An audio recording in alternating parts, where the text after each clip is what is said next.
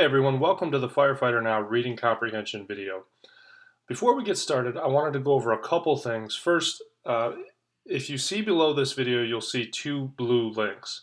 One is the link to the answer sheet and one is the link to the question sheet, which is the exact same thing we're looking at right here on my screen. I figured the easiest way to go over this is I will literally have on my screen what you should have in your hand. Now, when we go through these, if it's up to you. If you'd like, you can print out the answer sheet as well, but I prefer for your first time going through this, just print out the question sheet, and that way we can follow through these and we can go over the questions and you can kind of work through them with me. So if you need to, go ahead and pause this video, click the link for the question sheet, and it'll download to your computer automatically. Print it out or go over it with me online as you listen to me, whatever's easiest for you.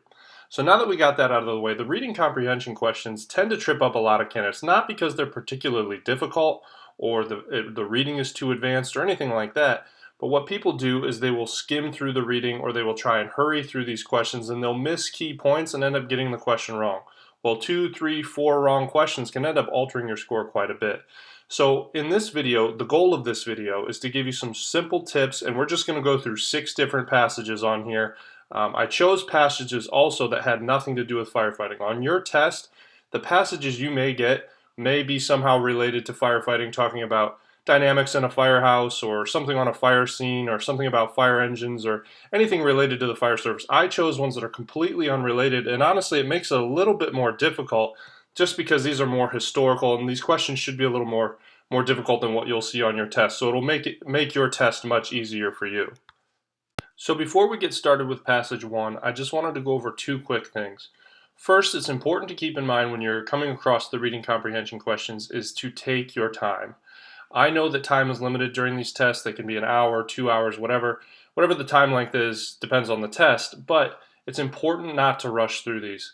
And when you start, we'll start here with passage 1, the first thing you are going to want to do is you're going to want to read through all the questions for a particular passage. So here, for passage 1, which we're on right now, it has 1, 2, 3, 4, 5 questions. When we get started, the first thing we're going to do is we're going to read through the questions because it'll give us an idea just by the questions what this passage is about and what kind of key things we're going to look for. So let's get started with passage 1. Now remember, the first thing we're going to do is we're going to read through the questions. Question 1 says, the United States became an isolationist country for the following reasons. Please choose all that apply. Number 2 says, which of the following can a reader infer from the passage? Number 3, why was the bombing of Pearl Harbor so important for Europe? Number 4, what can the reader conclude about the Great Depression from the passage? And number 5, one can presume which of the following. Now these questions are difficult because they're not very leading. They don't give you a whole lot of information about what the actual passage is about.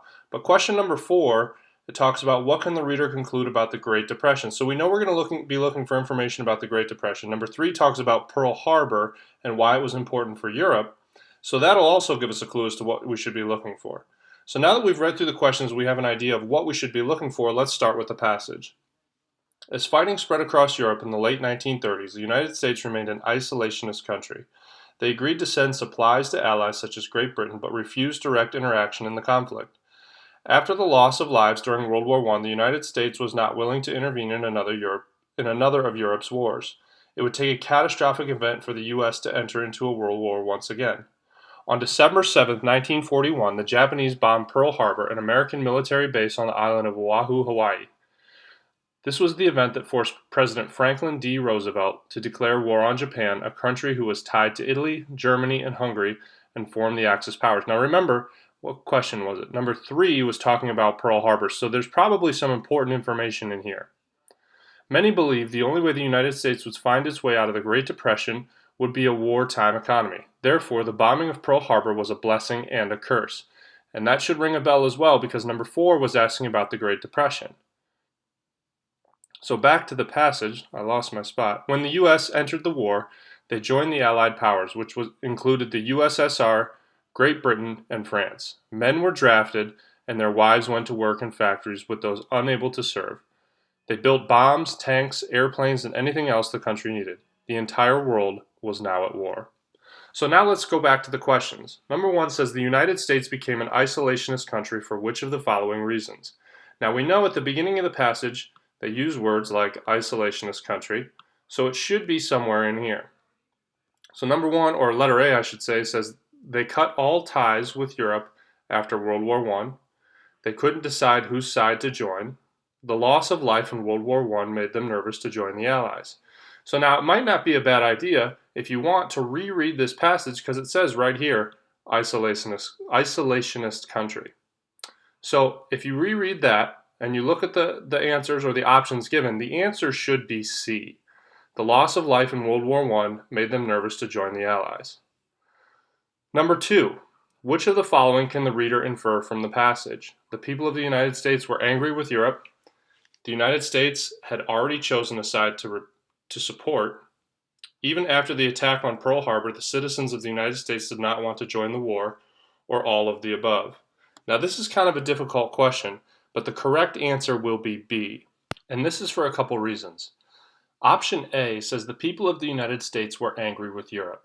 Nowhere in the passage did it say that anyone in the United States was upset with Europe or any of the countries there. So that can't possibly be the answer. Option C says even after the attack on Pearl Harbor, the citizens of the United States did not want to join the war. There's nothing written in the passage that would make the reader believe that the U.S. did not want to go to war after the attack on Pearl Harbor. Option D is all of the above, and we know that can't be true because A and C are not right, so that only leaves B, which leads me to another point.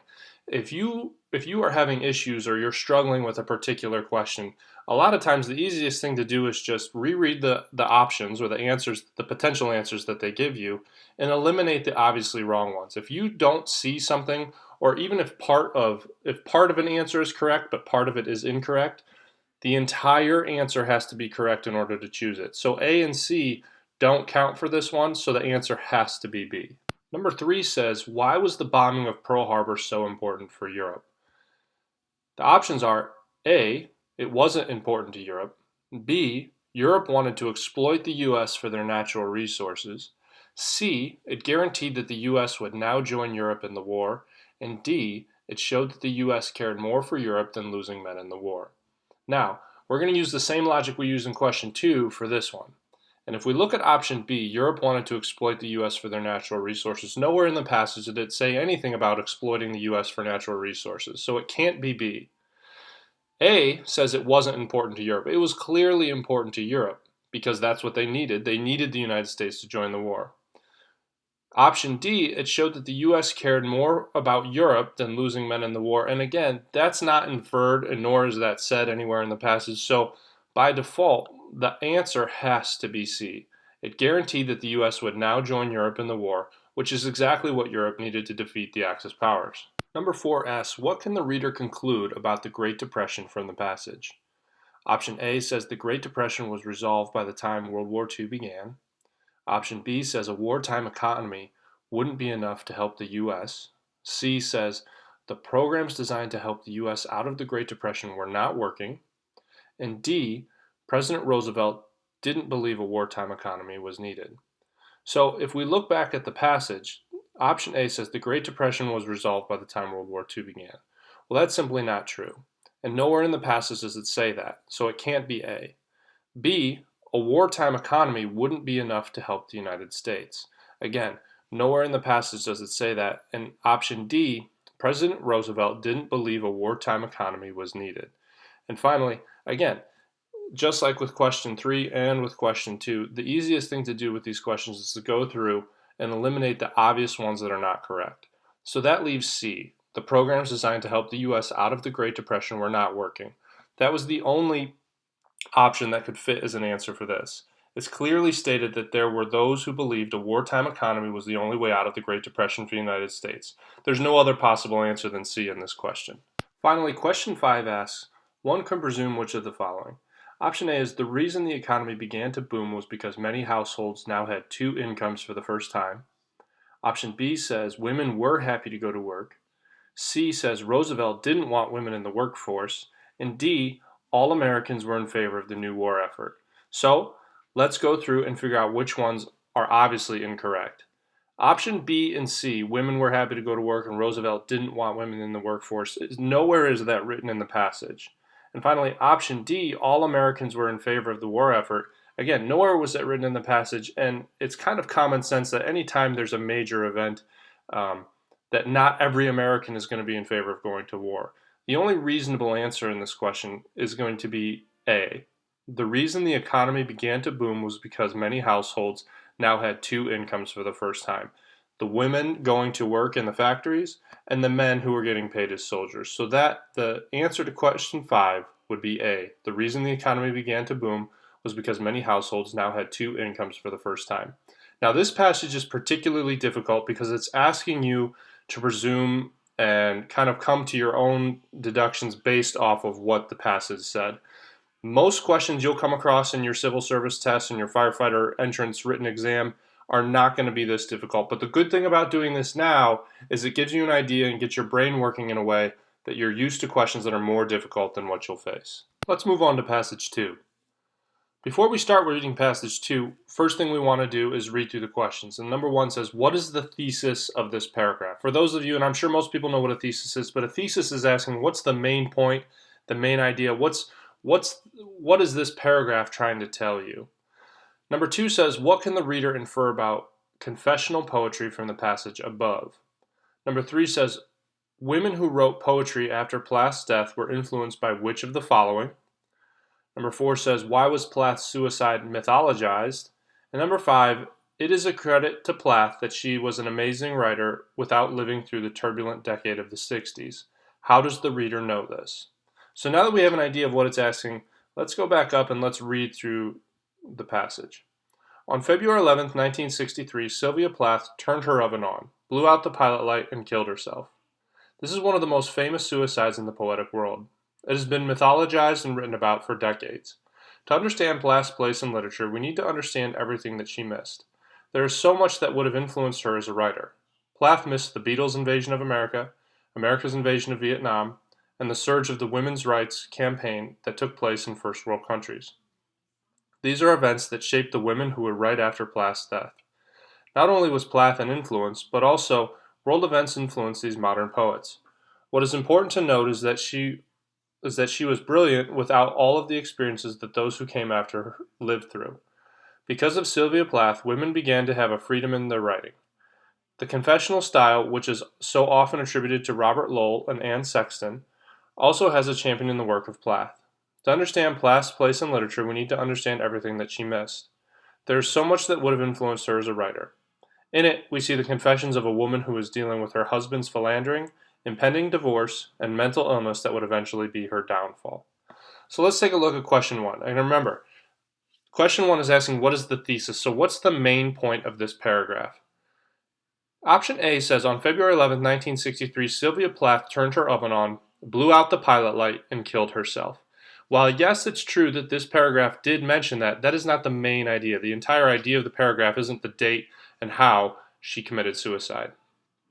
Option B says the confessional style, which is so often attributed to Robert Lowell and Anne Sexton, also has a champion in the work of Plath. Again, while it does talk about Robert Lowell and Anne Sexton and them having the confessional style, that's not the main idea of this paragraph. Option C says to understand Plath's place in literature, we need to understand everything that she missed. There is so much that would have influenced her as a writer.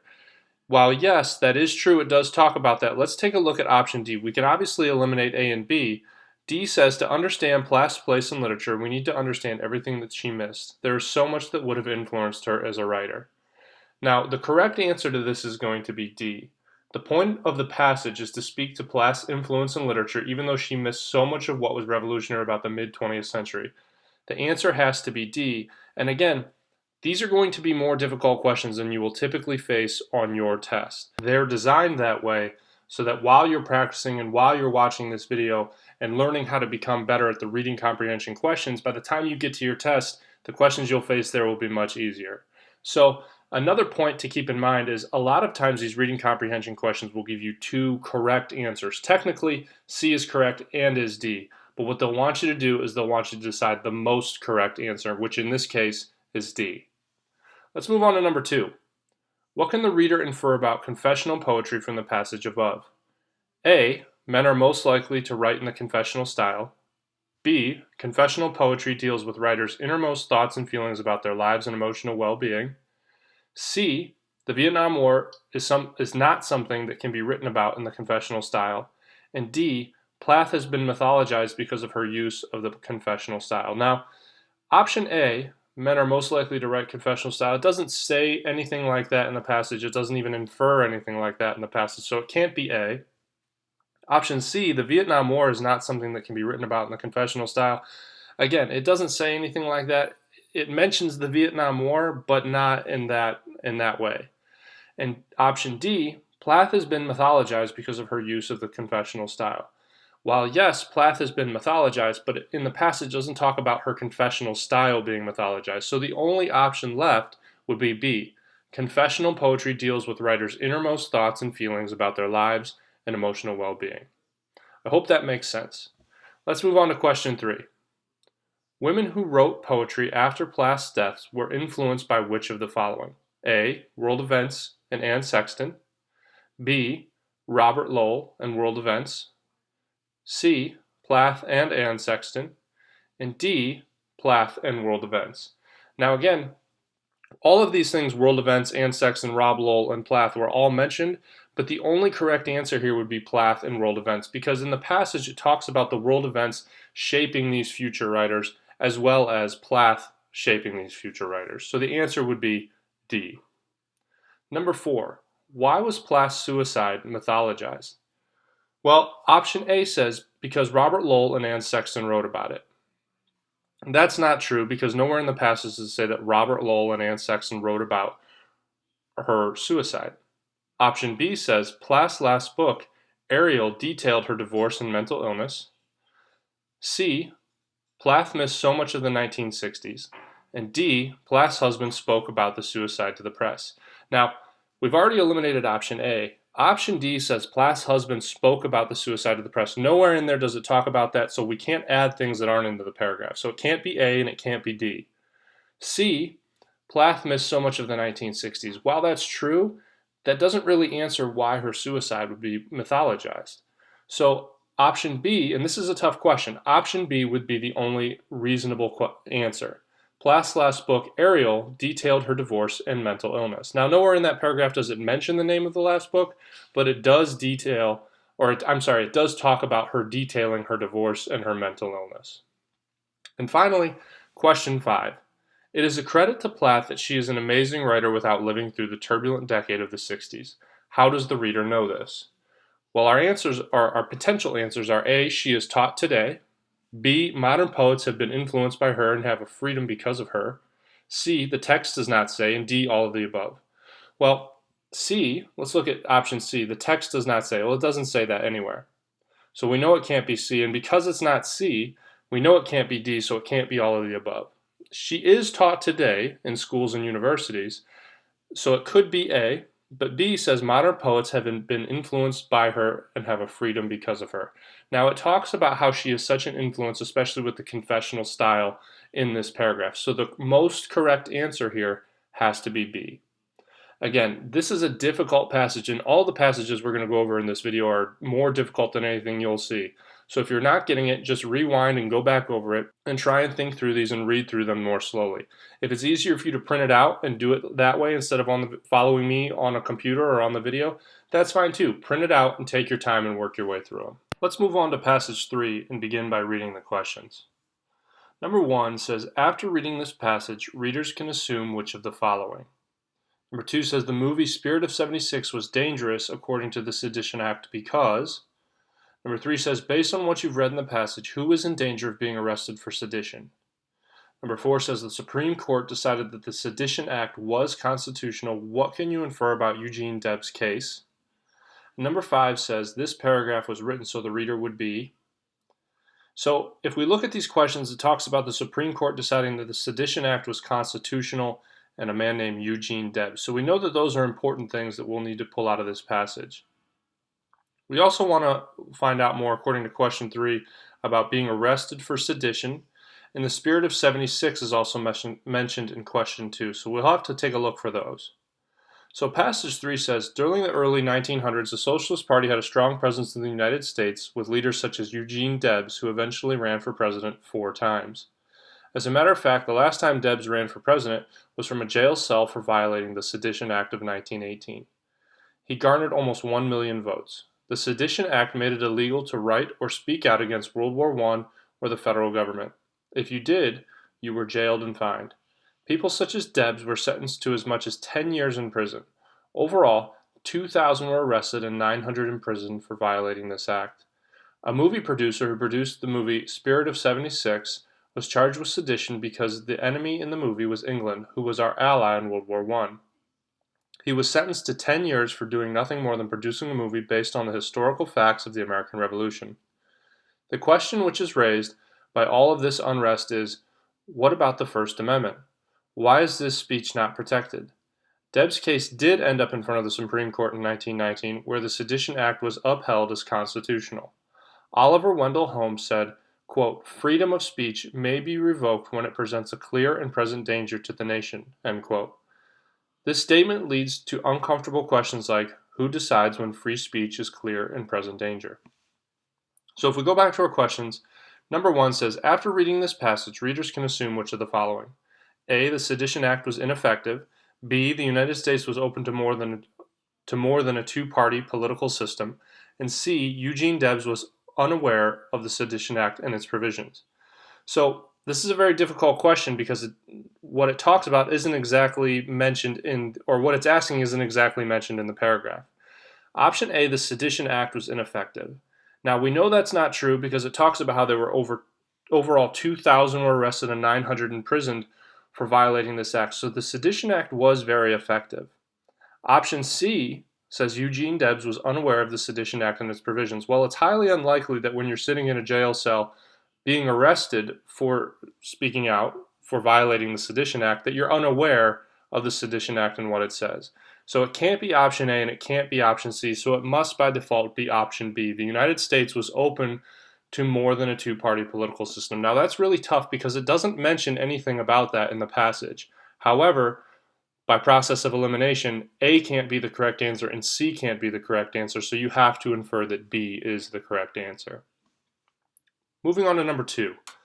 The movie Spirit of 76 was dangerous according to the Sedition Act because A, it made the American public distrust England. B, it incorrectly portrayed the factual details of the American Revolution. C, movies should be uplifting during times of war and make the average citizen want to participate in the current war. Or D, the Supreme Court decides what can and cannot be spoken of during international conflicts. So, while D is partially correct, it doesn't mention anything about the Spirit of 76 in the Supreme Court and how they decide. A, it says it made the American public distrust England. Now, if we go back to the passage where it talks about a movie producer who produced the movie Spirit of 76 was charged with sedition because the enemy in the movie was England. Now, during World War I, they were our ally, but the movie is portraying them as our enemy. So it could be option A. B, it incorrectly portrayed the factual details of the American Revolution. Well, in the passage it states that these were factual details of the American Revolution, so it can't be B. Movies should be uplifting during times of war and make the average citizen want to participate in the current war. Option C, it doesn't mention anything about that in the passage. So it can't be B, it can't be C, and the most correct answer here will be A. Question 3. Based on what you've read in the passage, who was in danger of being arrested for sedition? A, anyone who wrote professionally. B, all those involved in making movies. C, every American citizen. Or D, only those who were not American citizens. Now, A, anyone who wrote professionally, the two people that they mentioned was a movie producer and a politician. Didn't say anything about them being professional writers, so yes, if you wrote professionally, you could be arrested, but it wasn't exclusive to them. B, all those involved in making movies. While the Spirit of 76 producer was involved in making movies, Eugene Debs was not, and he was still arrested. So it can't be B. C, every American citizen is potentially correct. And D, only those who were not American citizens. Debs and the movie producer were both American citizens. So the correct answer has to be C. Every American citizen was in danger of being arrested for sedition. Question 4. The Supreme Court decided that the Sedition Act was constitutional. What can you infer about Eugene Debs' case? Debs' case was dismissed. Debs' conviction was upheld. The Supreme Court said Debs was not guilty. or Deb's conviction was clean from his record. Now, we know Deb's case wasn't dismissed, and the Supreme Court said Deb's was not guilty. Deb's conviction was not clean from his record, so the only possible answer is Deb's conviction was upheld, because it talked about in the passage how he went before the Supreme Court and they did say it was constitutional, which by default means that his conviction was upheld. Finally, number 5. This paragraph was written so the reader would be A, persuaded, B, informed, C, sympathetic to Deb's, or D, entertained. Now this is a tough question because there are some elements that could be taken as persuasive in this. And it could also be taken, option C, as sympathetic to Deb's, talking about his plight and being in jail for something when he was just exercising his First Amendment right of freedom to speech.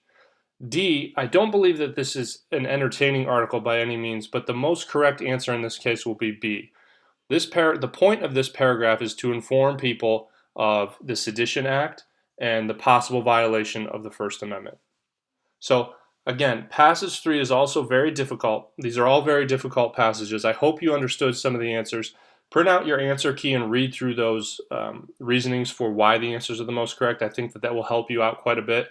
But before we do that, we'll move on to passage 4 and we'll keep going. So if you have any questions or you're confused about anything, go ahead and rewind and rewatch this portion of the video. The questions in passage 4 are going to be a little bit more straightforward and easier than the previous 3. So before we get started, let's read through the questions that passage 4 is asking about. Number 1 says, what does it mean when the author writes, Pluto had been photographed several times but not discovered? Number 2 says, why did Venetia Burney choose the name Pluto? Number 3, hydrostatic equilibrium helps a planet in what way?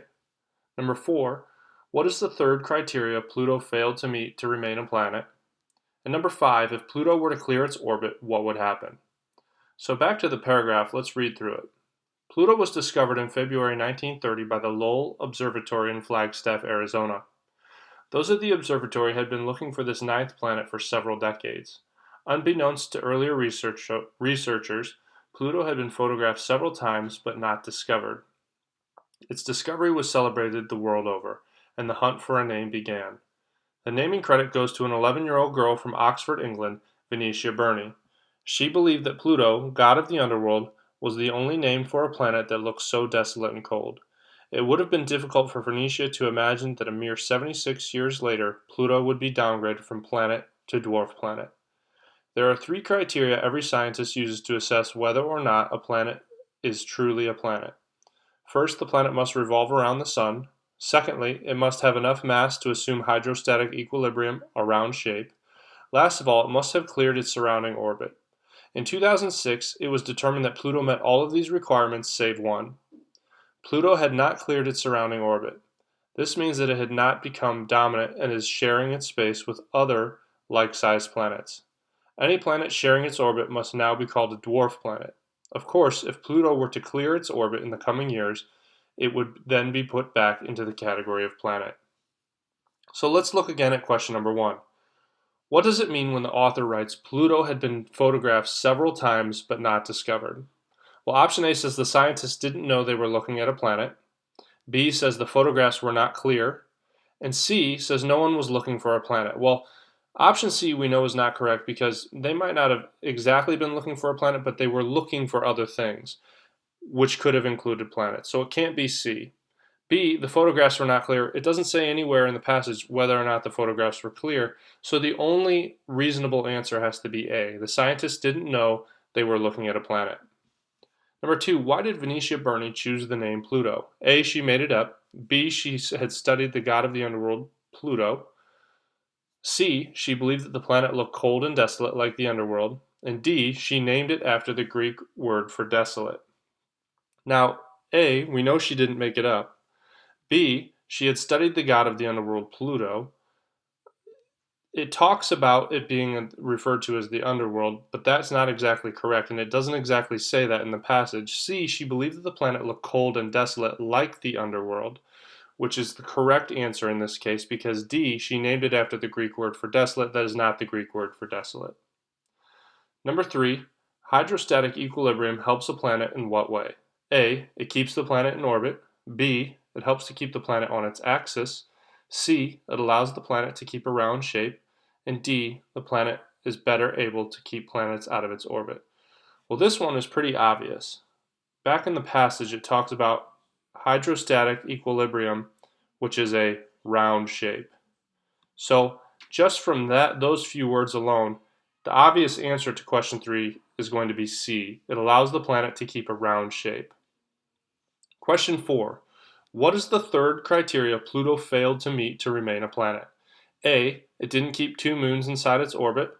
B, Pluto didn't keep its orbit clear. And C, Pluto wasn't large enough to be called a planet.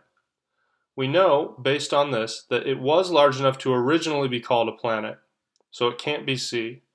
A says it didn't keep 2 moons inside its orbit. It doesn't really mention anything about keeping moons inside the orbit, so the obvious answer has to be B.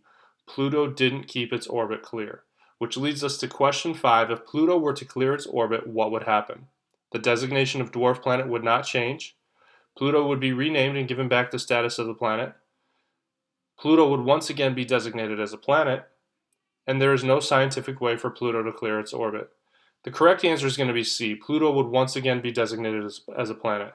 And if you read back in this, it says any planet sharing its orbit must now be called a dwarf planet. Of course, if Pluto were to clear its orbit in the coming years, it would then be put back into the category of planet. So the very last sentence in the paragraph tells us exactly what the answer to number 5 is.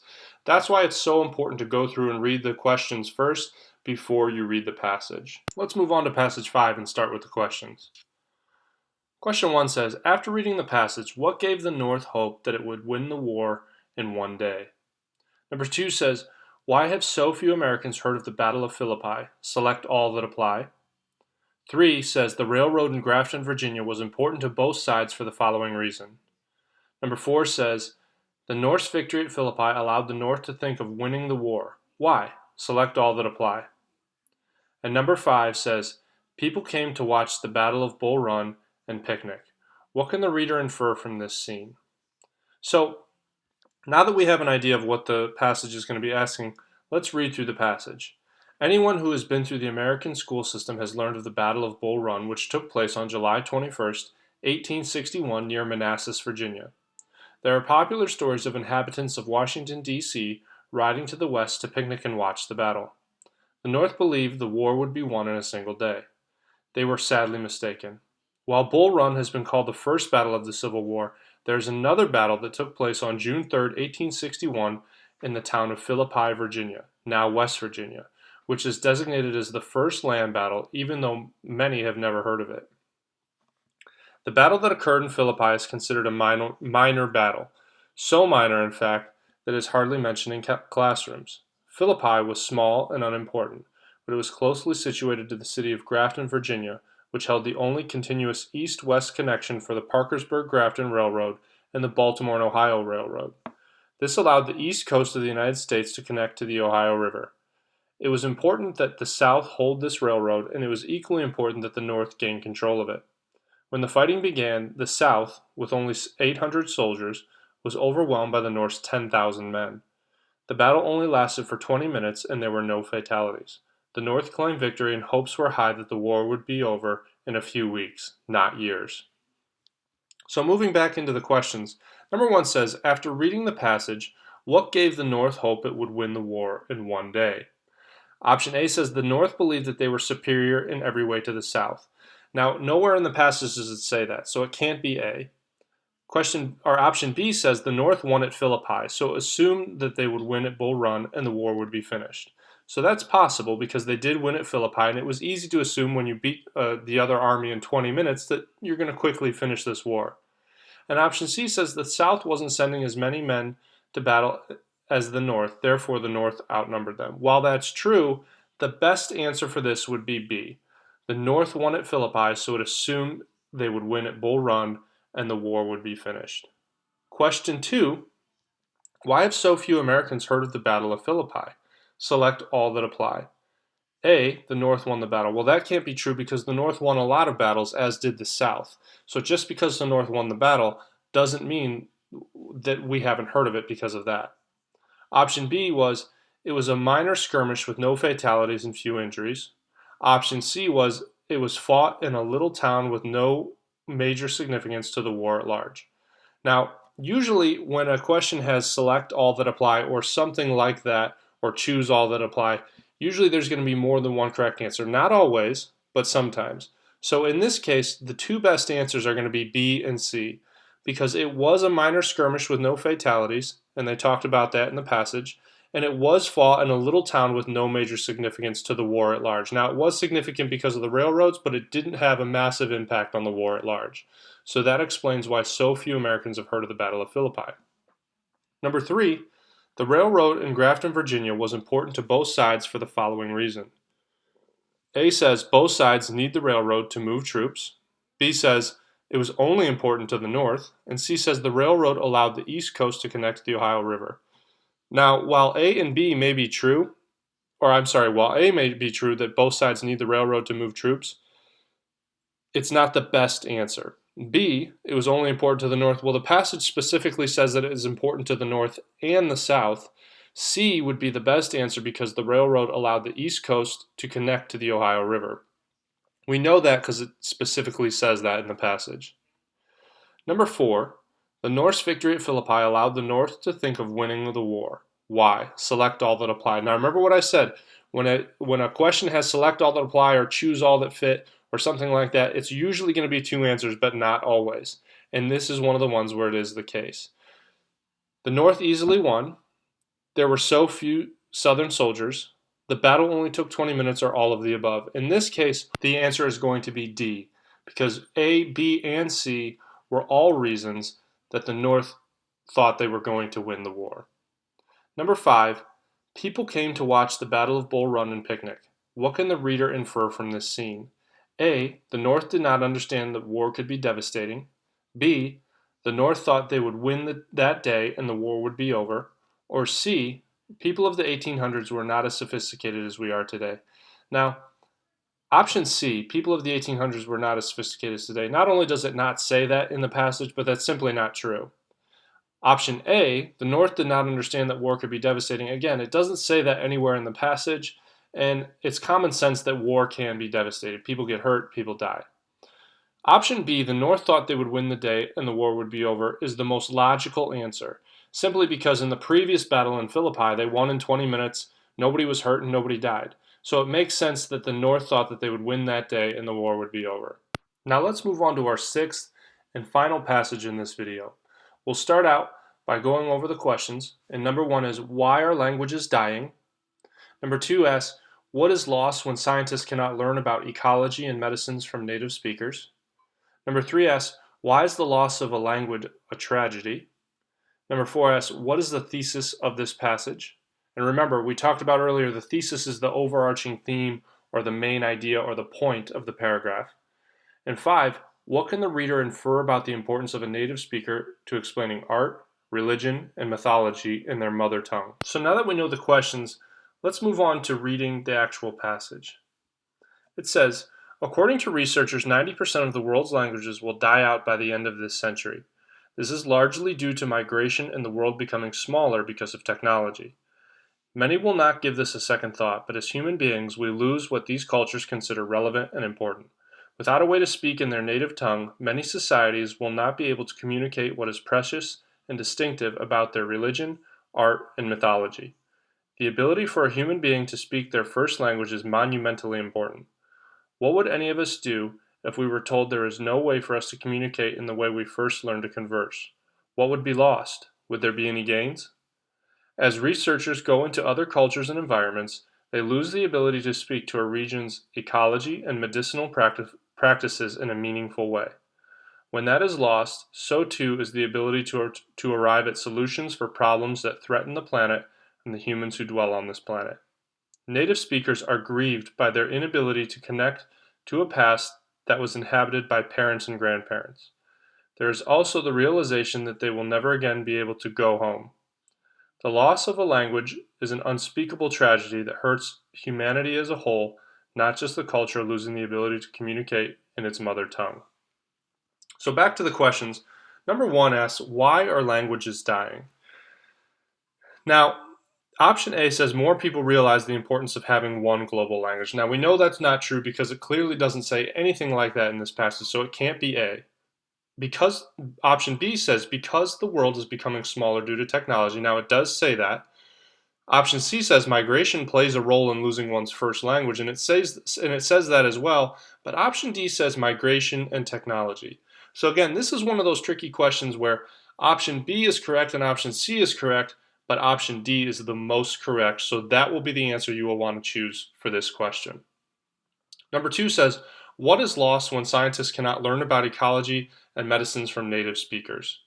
Option A says the West is so advanced it does not need old medicinal cures. Now, again, it doesn't say anything like that. It doesn't talk about the West and them being advanced in old medicinal cures at all, so it can't be A. Option B says ancient cures through ecology can help modern society. And option C says the ability to set up labs in foreign countries collapses without native speakers. Now, it doesn't talk about setting up labs in foreign countries either, so by process of elimination, you've already gotten rid of A and C, so that only leaves B. Number 3 says, why is the loss of a language a tragedy? Option A says communicating about religion, art, and mythology. That is true, and that is in the paragraph. Option B says the inability to truly go home. Now it talks about the feeling of not being able to go home by not being able to speak your native language. So it does talk about that in the paragraph. Option C says a connection to one's elders. And option D says all of the above. In this case, it is going to be D. All 3 of those things were talked about in this paragraph is why losing a language is a tragedy. Number 4 says, what is the thesis of this passage? And again, remember, a thesis is the overarching theme of this entire passage. Option A says, what would any of us do if we were told there is no way for us to communicate in the way we first learned to converse? Now, it talks about that, how it would be difficult, but that's not the main theme. Option B says, many will not give this a second thought, but as human beings, we lose what these cultures consider relevant and important. Now that's possible because it does hit on that, and that is kind of an overarching theme in both paragraphs within the passage. Option C says the loss of a language is an unspeakable tragedy that hurts humanity as a whole, not just the culture losing the ability to communicate in its mother tongue. Also possible, but I don't think that's the overarching theme of the entire passage.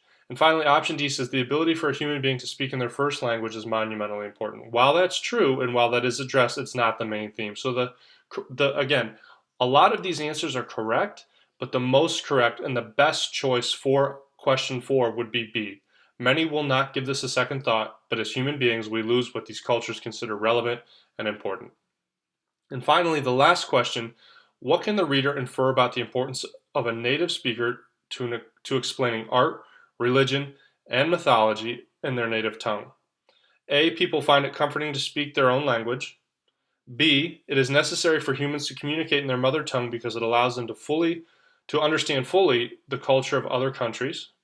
And C, to lose a mother tongue means that all the subtle nuances found within art, religion, and mythology are lost. Some words can never fully be translated into another tongue. Now the most correct answer, again, this is a very difficult passage and these are very difficult questions. The most correct answer is going to be C. To lose a mother tongue means that all the subtle nuances found within art, religion, and mythology are lost. Some words can never be fully translated into another tongue. Now finally, I know that some of these passages, like I keep saying throughout this video, are going to be more difficult than anything you'll actually run into on your test. Most civil service and firefighter written exams are much easier, much more straightforward, and not nearly as difficult as some of these. We purposely made this video in these passages and these questions more difficult, so by the time you get to your test, they'll be a breeze. They'll be easy for you. So I hope this video helped. Hoped it cleared up some easy ways to go about reading the questions first and then going back to the passage so you can easily pull out whatever you need to know from that passage to answer the question. Finally, if there's anything else we can do to help you understand how to approach reading comprehension questions in a better way, an easier way, or make it easier for you to understand, don't hesitate to reach out to us and get in contact with us. And we look forward to seeing you in the next video.